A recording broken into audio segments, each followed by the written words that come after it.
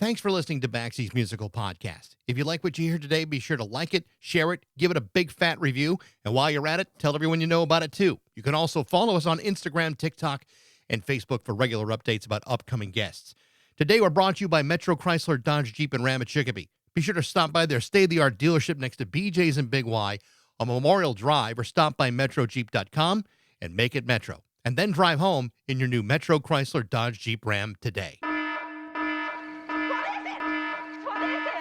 It's Baxie's Musical Podcast. Resistance is useless.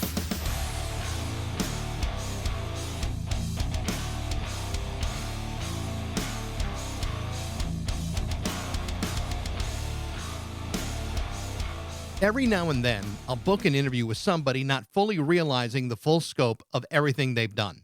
Today is going to be one of those days. Initially, I'll schedule an interview thinking that I knew all I needed to know about everything they'd done, not realizing there are 10 billion other things that are equally, if not more impressive than the thing I was expecting to talk about in the first place, which, by the way, is hardly the worst problem in the world. So while you may not know bass player Tony Marsico by name, there's a very good possibility that he's played with people you know, on records you own, on songs that are already among your favorites. He's that guy.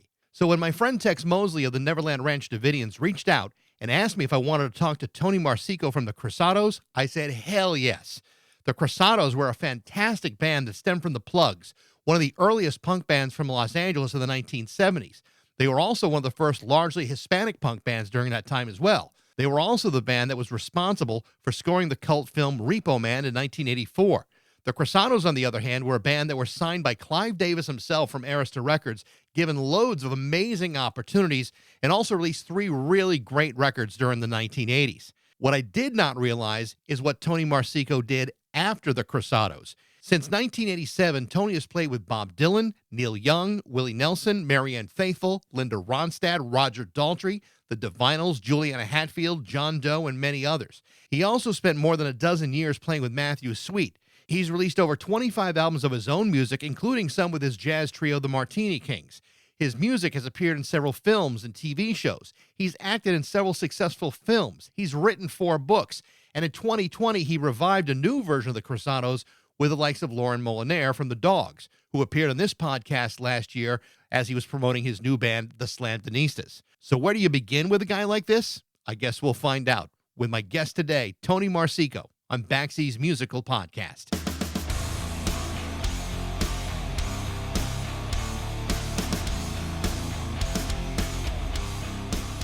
It's funny, every time Tex Mosley puts me in touch with someone, I almost feel like I have to say something or acknowledge it, because he's now done this a bunch of times. And so he contacted me and say, hey, you want to talk to Tony from the Cruzados and the Plugz? I'm like, yeah, hell yeah. In fact, last year I interviewed Lauren Molinaire, who you played with, and I thought, well, sure, I want to talk to him. And then I made the mistake of doing a little research on you, and I'm like, holy crap, that's the least of what I want to talk to you about.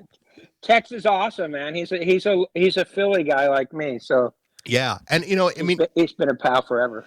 It's so funny. I had him on when he released his last record with the Neverland Ranch Davidians, and he and I got along great right off the bat. And he's like one interview after another. He's like, you want to talk to this guy? Sure. You want to talk to that guy? Sure, no problem. So it's like 6 or 7 times now. So awesome. Yeah, fantastic. He's a good cat. Yeah, good guy. So there's a lot I want to ask you about. Obviously, I mean, your career and your resume is probably like 900 pages long by this point. But let's start from the beginning. I mean, like you said, you're a Philadelphia guy. Yeah. My understanding is your parents were in the restaurant business, and you and your brother did not want to continue on making hoagies for a living. We had gotten sick of smelling like onions everywhere we went, so. We opted to get out of the hoagie business, even though it kind of that's how we survived. My dad made a good living making hoagies. Yeah. We were called the Hoagie Kings back there on the border of Philadelphia. But we didn't want to take it over. My brother was a jazzer, musician, kind of like a child prodigy drummer. And he kind of got me going in music as a kid. Now, were your parents hoping this was just a phase and that you would eventually take over? Parents are always hoping it's just a phase, aren't they? Nobody wants their kid to fail miserably in the music career. Yeah. But I had an uncle who was a jazz bebop drummer, my uncle Pete, and he taught my brother Frank how to play drums, and so we did have a good little family unit that were musicians, Yeah. and they instilled like, hey, get down and practice in the basement of the restaurant. My uncle built us a stage down there, out of old wooden crates from the produce, and we sat on our 100-pound bags of onions. Everybody gathered around from the neighborhood, and you were kind of forced to perform or, do what you could do. So, I mean, your brother's a drummer, obviously, like you said. Yeah. But you gravitate towards the bass. Was there something about the bass? There was no rhyme or reason to it. My brother came home. He said, "Hey, I bought this for $100 from someone. I needed some cash. Learn to play the bass, and you'll always work." And I said, "Okay," and that was it. And he was right. He was right. I mean, we did have instruments around the house as a kid. We always had we had a little piano, we had guitars, we had drums. My brother's a vibraphonist as well. We had a lot of instruments, but I just would noodle. But he was right. I took up the bass, and yeah, I guess I've been working since. So how do you kind of transition from jazz bass to all of a sudden you start, focusing on rock and roll music? I mean, was that a weird transition for you? No, because I never really learned jazz properly. I was a fan of vintage, Miles Davis, the classics. I was a fan of that through my brother, but I didn't really woodshed on playing jazz at all. Yeah. Before I knew it, like my interest in jazz was kind of tiny, and then until I saw the Ramones, and then the switch went on, and that was it. Then it was punk rock here on out and rock and roll. But yeah, it didn't take long to get out of jazz, but I love it to this day. I have a jazz band, so that's right. The Martini Kings. Yeah. It's interesting because I think even if you learn any instrument, and learn any level of jazz, it winds up applying to so many other forms of music. Like how much it introduces you to so much, whether it's technique. I mean, you say you didn't learn it the proper way, but I'm sure there's a lot that you did learn that you were able to apply later on. Exactly. Yeah. I just wasn't focused. Like I never set out to be a jazz musician. I was just like, I wanted to be a rock guy, Right. So how did you get to the point where you start playing and moving towards, out of Philadelphia? Yeah, I had been in a local band called the Impossible Years, which was a Philly band that would play the local punk place, the Hot Club and stuff like that. And we would do Johnston, New York, here and there. And my brother moved to LA, and he said, "Man, if you're in a punk rock, like things are booming here." This was 1980, 81, all the LA bands, X, and I could go on and on. The Sunset was like an amazing scene back then. The streets were packed with kids, going to the whiskey, going here or there. And he said, "You got to get out here. You're like, this is like the time to be in LA."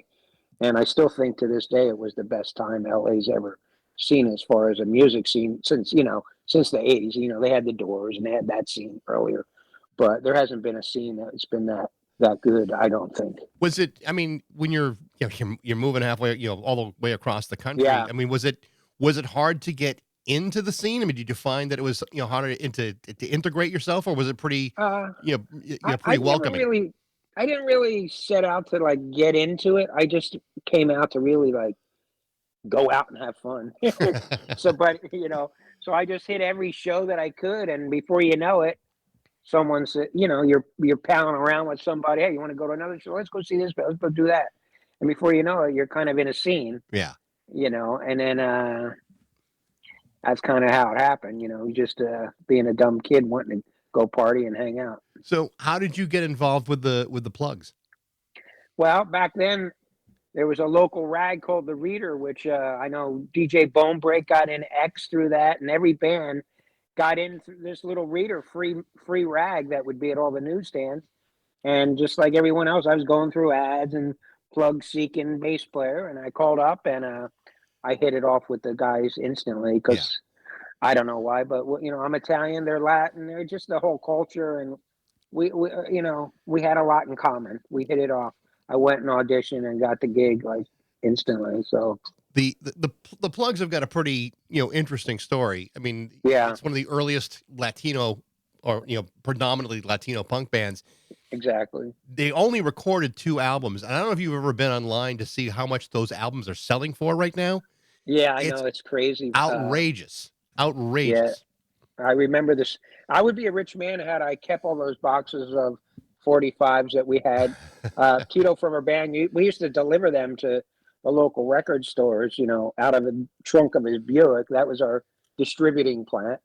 And had I kept all those boxes of La Bamba 45s, I'd have some money to retire on, I think, right now. Yeah. Yeah, it's crazy what the records go for, not just the Plugz, but I all the LA punk bands. I Yeah. saw a copy, and this was on eBay of Yeah. Better Luck that was selling. I think the cheapest one I saw was about $400. And I thought, Yeah, that's Jesus. right. So That's what the singles were going for, the 45s yeah. too.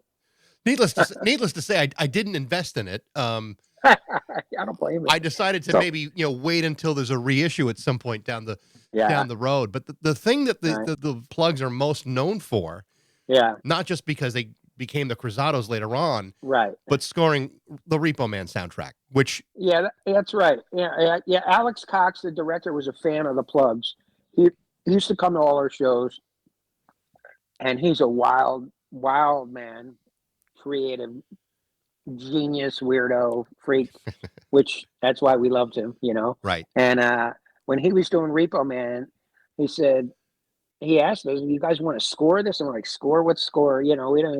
We never scored anything before, and we wound up doing it, just sitting in a room with a little screen TV. Back then, they didn't have these giant TVs or anything, and we just sat in a room playing music to the whole movie. So all the incidental music. It's kind of a signature sound through it. It's kind of a lonely LA sound. All the chase scenes, all the scenes through the movie have that thread of us playing there. It was just us sitting in a room cutting right to the track, and I never thought it would wind up being kind of like a cult classic that it has. But now, in exchange for scoring this film, did he ever let you know what was in the trunk? no, Because I've interviewed him and I asked him what was in the trunk and he refused to tell me. you interviewed him? Yeah. Probably about, I think like in the 90s, I interviewed him a million years ago. But he was really interesting, and to talk to him about that movie was like, really kind of cool to do. But no luck in finding out what was in the trunk. So, nah. but the interesting thing about all this is, so that Repo Man comes out in 1984. By that point, That's right. Yeah. by the time that movie comes out, the Plugz had kind of fizzled apart a little bit. What was it about that time that made you just say, "All right, let's abandon this"? Even before the movie came out, we were thinking of doing a name change. So when we went and did the movie premiere, where a lot of the stars were there and stuff, we had a big party afterwards. Harry Dean Stanton and everyone. We had already changed our name to the Cruzados. We decided in 1983 we packed up. We just when you're around a scene for so long, beating your heads against the wall, and like you watch every other band kind of excelling, and we're like, this is kind of weird. It's like, we could play and pack a place, but we don't seem to be, something's holding us back here. So we basically got a drive-away van. We drove to New York, and we didn't even bring gear with us, and we started booking some shows, and I would just hit up the opening band every night and say my gear got stolen or whatever. Could I use your bass amp? And we went with nothing, and we took this. We stayed there for a couple months in New York in the Bowery. It was really, pretty funky. Sleeping on everyone's couches, and up and down the coast. We did Boston with the Del Fuegos, with the Replacements, and just trying to get by. And long story short, we started playing CBGBs. They had some afternoon punk rock shows. Someone from Arista Records saw us and put the word out to Clive Davis that we should be signed, So, I mean, was it just like the right place at the right time kind of thing? Yeah, you could feel the momentum growing, and it was really fresh to get on the East Coast. Like when we would play, the shows were really exciting, and a lot of people were coming out and checking us out, and we were getting a lot of new fans and stuff. And it was weird. By that time, we said, you know what, this is changing. We're not really the Plugz. We're playing some of our Plugz songs, but by then we had added guitarist Stephen Hufstetter from the Quick and different LA bands. Our sound was changing a little. We had a whole new batch of songs. Yeah. A lot of those songs would come out 20 years later in movies, which is another story. But it's weird, but it just kind of happened kind of fast. When we went back to LA, all of a sudden we had new interest from a lot of musicians hearing we were getting signed. David Byrne was sending us songs to record, and we were talking with Bob Dylan at the time. A lot of people were coming out, Brian Setzer, and saying, "Hey, we really like you guys," and everything just came to a head, and including the name change to the Cruzados, because Cruzados just means kind of to cross over, and we felt like we had just kind of crossed over that LA scene, and we went to New York, and it was kind of changing for us. So it was a great time. I mean, obviously, geographically, you're talking about something pretty different. But I mean, how different was the scene in New York from Los Angeles? Was it starting to play out and change a little bit, or was it just it just needed something fresh? It was happening in New York too, but we were going to different places, so it was kind of a tough commute here and there. We were doing everything on trains, up and down, and it was hard. The commutes were tough and all, but when we get to the gigs, they were exciting. It was a great time in New York. I mean, some of the best punk bands I love are out of New York, and absolutely, we were really excited to be there. So you're sleeping on couches 1 minute, and the next minute you're getting phone calls from Clive Davis. I mean, that's a pretty remarkable turnaround for any artist. Yeah, when we got done with our jaunt to New York, we went back to LA. And that's when we got the call from Arista saying that Clive Davis wants to fly out and see you guys play live. And he did. Not long after he flew out, he saw us at Club Lingerie, the local rock club on Sunset. And he signed us on the spot, for like a 4 or 7 year deal. But, long story short, I think we were on there for like 4 years. But yeah, that's how it went. It just happened kind of fast. And then it was kind of a blur for 4 years, honestly, for Cruzados. But they did. I mean, they worked pretty good with you guys. I mean, it wasn't like they signed you and forgot you. I mean, they pushed you through a lot of a lot of opening gigs. They really had you guys working pretty hard. I have no complaints about Arista Records and Clive Davis. He was nothing but supportive. He always wanted to put his stamp on things a little, like what other people don't do. Like, hey, maybe tweak that chorus or tweak that bridge of the song, which is a little weird for us, but we did it, and he treated us great. Arista Records did nothing but really promote us and put us on the road for 4 years, and some of the best tours that we had a great time and spreading our word around. I remember when the I think it was the first record when it came out. I was working for a radio station at the time, and I remember like an Arista rep coming to the radio station and trying to push it. And I don't know if we ever added it, but I remember the record. I remember hearing it and going, "This is really good, and this is something we probably should have played." So I mean, it was never something that ever went on the back burner. So I mean, I think you're right. I mean, I think Arista really was hoping for the best from you guys. They gave us their best shot, but you got to realize Arista was at the time dealing with Whitney Houston, Billy Ocean. I mean, the Monkees were on the label at the time. The Grateful Dead. They were all over the map. So I'm not really sure they ever really understood what the Cruzados vibe was 100%, but they definitely they pushed the hell out of us. And, we toured nonstop really for a couple years, And you opened for everybody. Yeah, we had some great high profile tours, Probably the biggest one was a 3-month stadium tour opening for Fleetwood Mac, which was kind of like crazy at the time to think about. But Stevie Nicks was actually laying in her bathtub and heard our song "Better Lies" on the radio, and she said, "I want that band to open for us." And she sent Christine McVie to the Roxy to see our live show. That night she came backstage and says, "We want you guys, Stevie heard you in the bathtub. We want you guys to open it was an 87, 88 US tours. Wow. 3-month tour." So that was one of them. We opened for Joe Walsh, Billy Idol, The Alarm, INXS, lots of tours with INXS, Europe, US, on and on.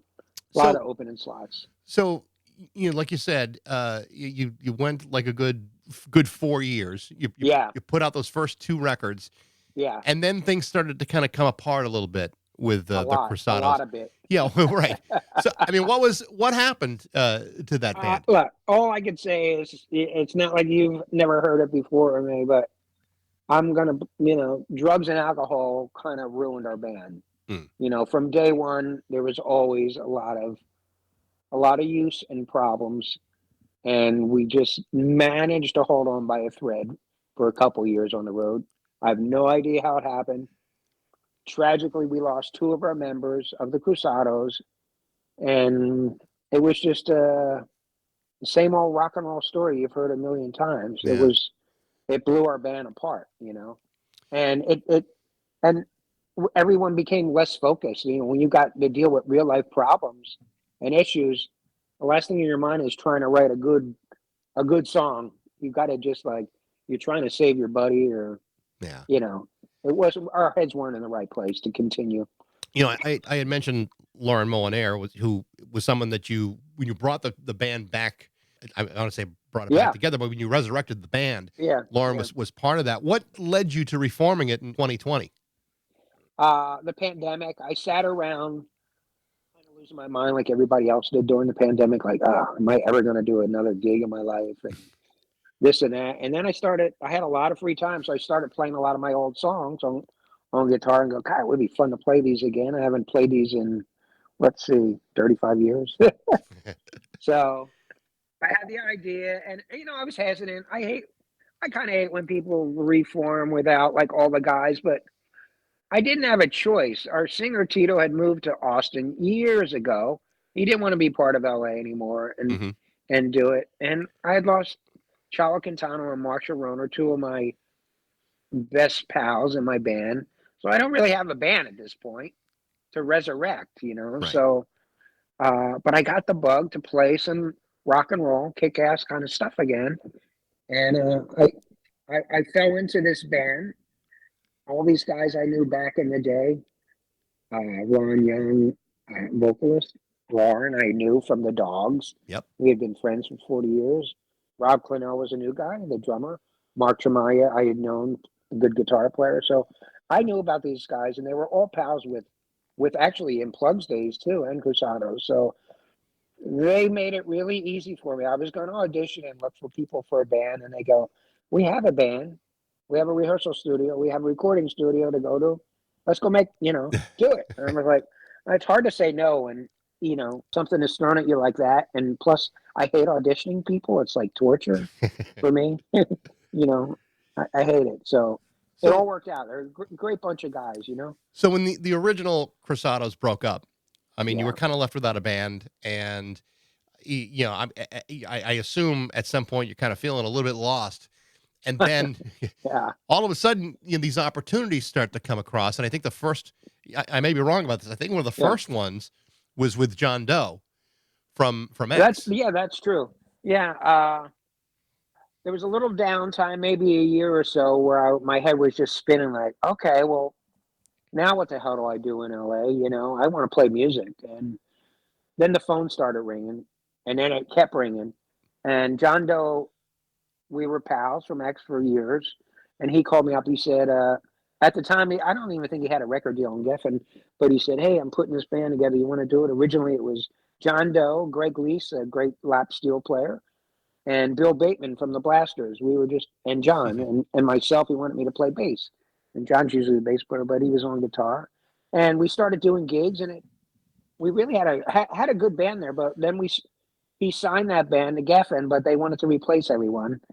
So we brought in Richard Lloyd from television, John D. Graham, the late John D. Graham, a pal who we just lost, guitarist, Jeff Donovan from Dwight Yoakam's band, and myself on bass, and John. And we did a record on Geffen, Meet John Doe. So, but John was the first to call me to get me off of my butt, And that actually wound up being a pretty good record. I remember that one. I actually owned that one too from years ago. But then, like you said, the phone started ringing, and once that experience happened with John Doe and that record, did all of a sudden the opportunities just keep presenting themselves, or did you have to hustle to get beyond that? Well, I mean, backtracking a little, the phone started ringing as far as outside stores sources when Cruzados really got signed. Hmm. That's when people were kind of aware of us, and that's I got a call from Dylan's, camp back then, and different people started calling up then. So the seed was kind of It's kind of out it there. started growing all along, but it didn't. But I hit a rough time for a while where nothing was going on. I couldn't get arrested for about a year and a half, and then John Doe really sparked it again, got me out on the road touring, and then a lot of people started calling up. I Yeah, gotta ask you about the Bob Dylan thing because I mean yeah. I can't imagine what it's like to suddenly being Bob Dylan's bass player. I mean that has to Yeah, it was be mind it's blowing. very weird because at the time we were so focused on the Plugz Hmm. and our band, and Dylan wasn't in our minds. You know, it was kind of like Dylan was over here, and here's our Plugz and here's our whole movement. So we were like full steam ahead doing that. And then we get the call and we're like, oh, this is cool. Bob wants some young guys to jam with at his house. And we're like, let's go. But you got to realize we were out partying all night till like the sun came up. We go to after hours club. We do gigs. We were burnt out at the time, but we didn't care. So whenever Bob called us, off and on over a year, hey, you guys want to come up this week? A couple days, we go up, and it was weird because we were one step to living out of our cars. I mean, really, we were. There were no funds for anything, and then Right. next thing you know, we're driving up to Point Doom to Bob's house in Malibu, and we're in this rehearsal studio, and it's next to his house. It's overlooking the ocean, and it's ridiculous. They got a security guy at the door at the rehearsal space, and here we are, sitting around drinking coffee, hanging with Bob Dylan for like, some days it would go on hours and hours just Yeah. jamming. It was weird. I mean, do you ever get to the point where you stop saying in your head, "Holy shit, I'm playing with Bob Dylan"? No, you don't.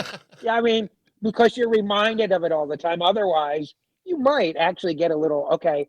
But when you travel with Dylan and stuff, there's always like Dylan freaks and people chasing you, wanting, I have people like, they grab you on the street and like, not everybody's, got their head together and people are like, tell me about Bob Dylan. I want, you're like, it's like, relax, there's so many fans and crazy fans that want to know stuff, and we were in New York and it was crazy, especially in New York, people wanting to get close to you to know anything about Bob Dylan, Right.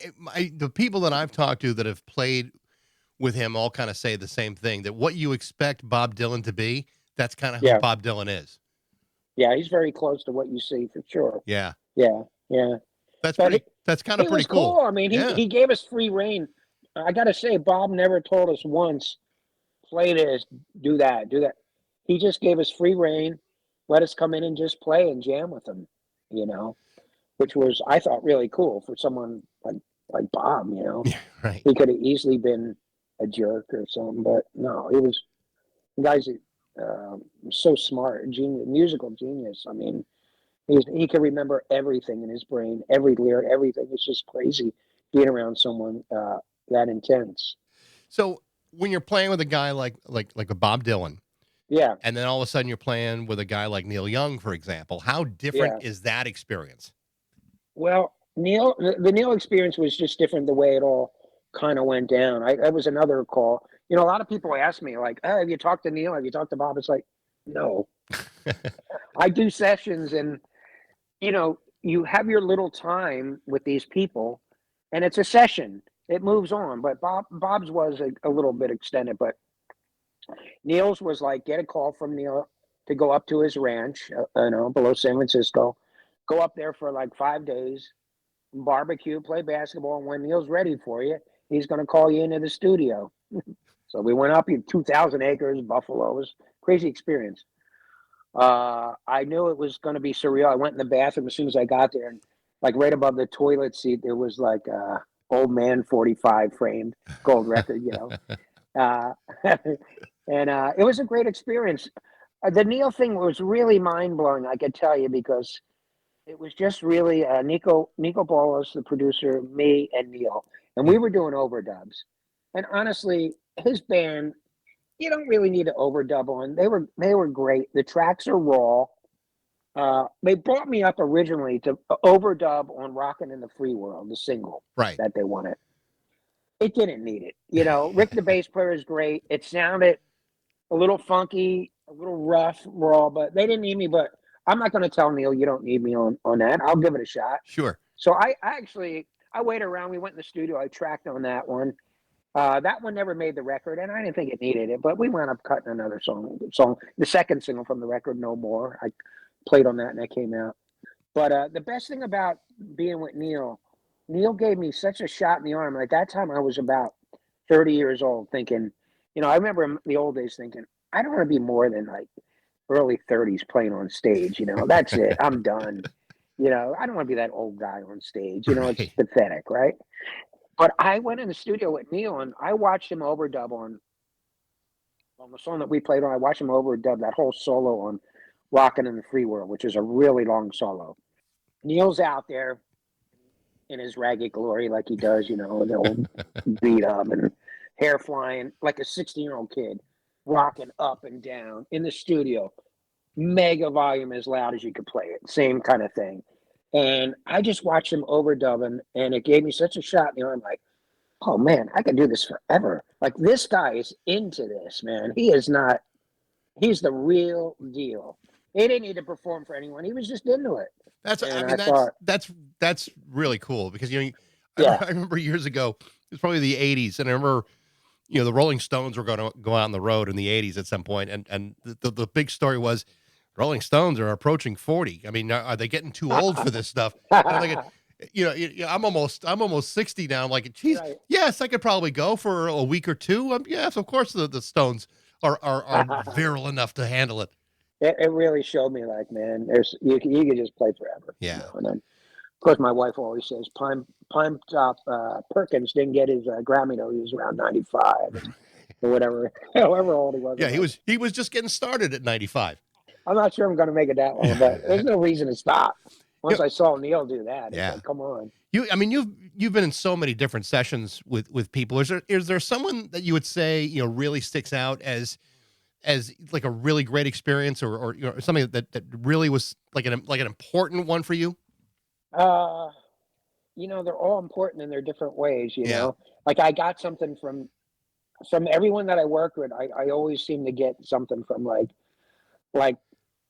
I work with Roger Daltry, right? So his enthusiasm for playing his music also was like Neil, just like, I guess that's why these guys are so big and successful, because they genuinely love what they do. I know you hear about musicians that do it for the buck and this and that, but he the first day I met Roger Daltrey, they sent a limo over to my apartment building. Of course, when you live in a funky apartment, everybody comes running out to see who the hell what's going on. The limo pulls up. It's Roger Daltrey and the limo driver, and he's playing his new record on volume like 2000. Crazy. And I hop in, and he's like, "You got to excuse me. I'm a little hard of hearing. I used to be in a rock band, So but he was like, here he is. So me and him are driving to the first rehearsal, and he's singing at the top of his lungs to his album. I was like, this is cool, man. That's awesome. This is what it's about. People that love what they do, And that guy has done everything you could possibly do. And sessions with Dr. John. Dr. John was great. I can't even remember everybody. We were just talking about another session not long ago that will probably see the light of the day, which was with the late great Joe Ely. Yeah. We did a record with him back in the day, and only one of those singles came out so far with Linda Ronstadt on it, and a long time ago. But they're talking about re-releasing that album. Some of my stuff, the sessions are high profile. Some aren't. The smaller bands are just as much fun in the tours that I've done.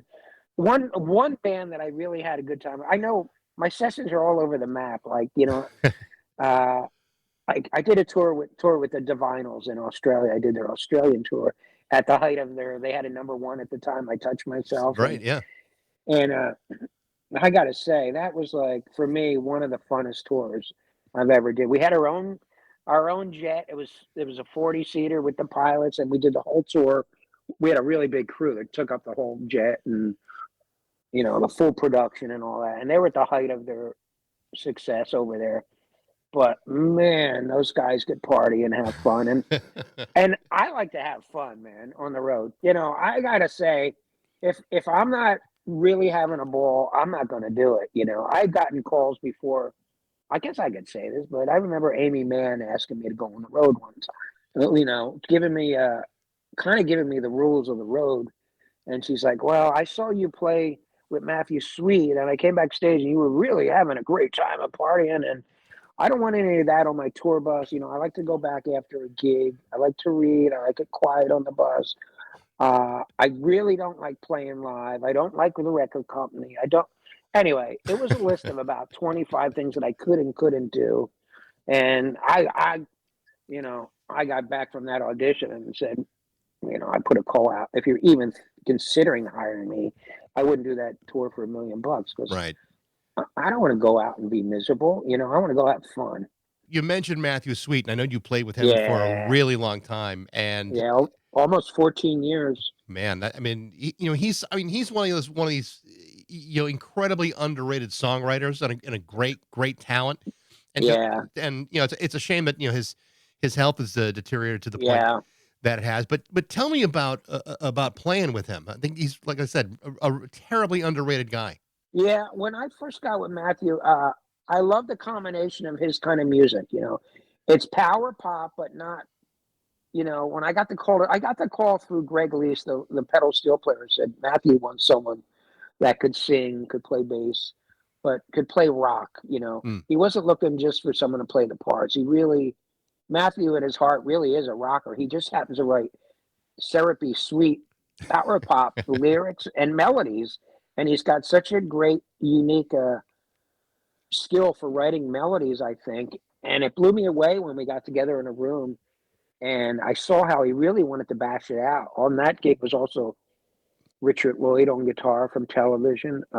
Ivan Julian came in and played lead at times. And we always had like really good rock and guitar players. And playing with Matthew was always a treat. We were great friends forever and ever. And there was a long, great run. Yeah. But he's really a talented guy, man, and prolific, ridiculous amount of songs. He's always writing music, and he is going through some serious health issues right now. So my heart goes out to him. Yeah. Right now. I was like kind of running down his discography to see which albums you had been on. Yeah. And the one that I thought was really interesting in his album In Reverse. This is from 1999. It says that you and Carol Kay were playing on the same track. Oh yeah, that was cool. Tell me, were you playing bass at the same time with Carol, or? Yeah. Well, we did it. He wanted to track it like an old Beach Boys kind of record, where we really had a live band cutting it all. Yeah. And Carol Kay was in the room on electric, who's like the best electric player, session girl from the Wrecking Crew. At the time, I guess she was in her. Well, it was a while ago. Maybe she was in her 70s or something. And I was on my upright bass, and we were trying to create that wall of sound kind of thing. So that was great. And two days in the booth with Carol, I've had enough stories will last me like probably the rest of my life. She loves to talk and tell stories, but you know what? They're all great stories. Of course. She's played with everybody. Everybody, right? Yeah. And every song. So that was a great experience. In Reverse was great. And Matthew is really a bassist. So Matthew would throw me all his movie tracks and, different things here and there, but mostly the movie tracks and live stuff. I'm on a couple sporadic things here and there, but he loves playing bass. That's like his number one love. So you've been playing, for years as a session guy and on the road, and I know that you're still playing with your jazz band now. Yeah. Do you see yourself more as a road guy, or are you finding that you're kind of like phasing out of that a little bit? Well, I'm going to be 70, so the road guy has lost some of his mojo. But I could go gig every day, man. I'm ready to rock, and whatever the gig is, I play music just about every day. Yeah. I'm gigging all the time, so I'm just not so sure I want to go on the road. But I got to say, we had the Cruzados when we reformed the past couple of years. We did do 2 tours of Europe, and I guess I survived. I barely survived. I came back with COVID one time, pneumonia the other time. It's not as easy as it used to be touring. No, but that's but what a ball we had. Yeah. Going across Europe, and I I would go to Europe again and try it again. as the Cruzados again. Cruzados, Yeah. I would. That's awesome. Yeah, I'm not sure I want to tour at this stage. I don't really want to tour with other people. I do get asked to do this and that, and I really enjoy just going out and playing my own songs, and like other musicians like to do, and not just being a backup guy. So, I'm not really looking to get in any big band and tour. But I really enjoy playing my own songs and writing. I've been writing a lot of my own solo material lately and doing that live. So Yeah. it's a different thing for me. And like you said, you're playing jazz again. Is it kind of weird to go back and play that style again? It's never weird because it's like so embedded in me on my upright bass. And it's, when I say jazz, it's not, I got more part of that ultra lounge kind of thing. I was always into that kind of weird ultra lounge, exotica music, tiki music, anything that was in the family of jazz, but not pure jazz blowing away. Right. It was just a little off key. And in a way, I kind of always liked that because it reminded me of like being in a punk rock band. Like it gives you the freedom to do whatever you want. And that's kind of why I lean towards that jazz. When I say jazz, it's more that mixture of all those genres of jazz that I like. And it's, it's all the subculture, like it all overlaps: surf, lounge, jazz. It's all one thing, really. Yeah. Tony, this has been a blast. It's been great talking to you. I'm so glad that Tech set this up and we got a chance to talk. Man. I really appreciate you having me on, and I like what you do. I was checking out your stuff. So. Well, thank you very much. I appreciate it. Thanks, man. Yeah. Well, very good chatting. Yeah, great to meet you, Tony. Thank you so much. All right. You have a good one, bro. You too. Bye-bye now. Take care. Well, there you go. Thanks for listening to Baxie's Musical Podcast. If you like what you heard today, you can contact me at bax@rock102.com. I'd love to hear what you think. Thanks again to Metro Chrysler, Dodge, Jeep, and Ram at Chicopee for their support, but most of all, thanks to you for listening to Baxie's Musical Podcast.